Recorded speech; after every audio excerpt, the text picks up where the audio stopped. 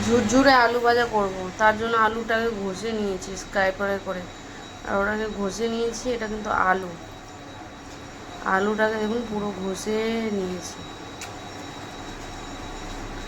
তারপরে একটু ছেঁকে নেবো জল থেকে, ছেঁকে নিয়ে রোদে দেবো। আলুটাকে ছেঁকে নিয়েছি, এবার একটু হালকা ছড়িয়ে, রোদ না থাকলে পাখার নিচে রাখবে, রোদ থাকলে রোদের নিচে রাখবে।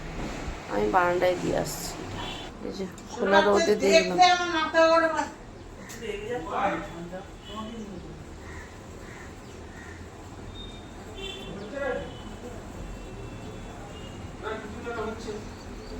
এই যে আলু ভাজাটা যে ঘষেছিলাম, ওটা একটু শুকিয়ে এর মধ্যে নুন আর হলুদ অ্যাড করেছি, এটাকে মেখে নেবো। তারপরে ঝুড়ো ঝুড়ো করে ভাজবো এটা।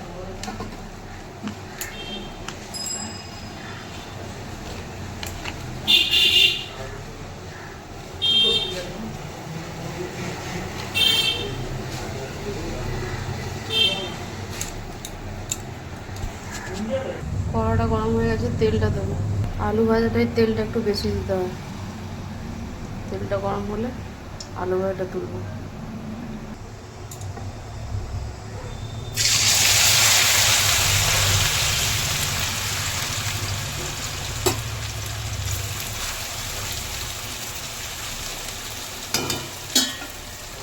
আলু ভাজা দিয়ে দিলাম। আলু ভাজার কারি পাতাও দেবো, বাদাম দেবো, শুকনো লঙ্কা দেবো। এটাকে ধুয়ে নেবো, ছাড়িয়ে নিয়েছি, ধুয়ে নেবো। কারি পাতা বাদামটা ভেজে নিয়েছি। এখানে আলুটা ভাজা হয়ে গেছে। এই যে আলু ভাজা, ঝুড়ো ঝুড়ো আলু ভাজা।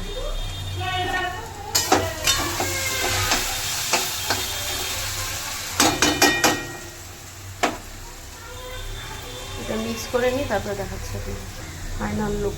আলু ভাজা এরকম করে ডালের মুখে খাবেন, হেভি লাগবে খেতে। কেমন লাগছে কমেন্টে জানাবেন।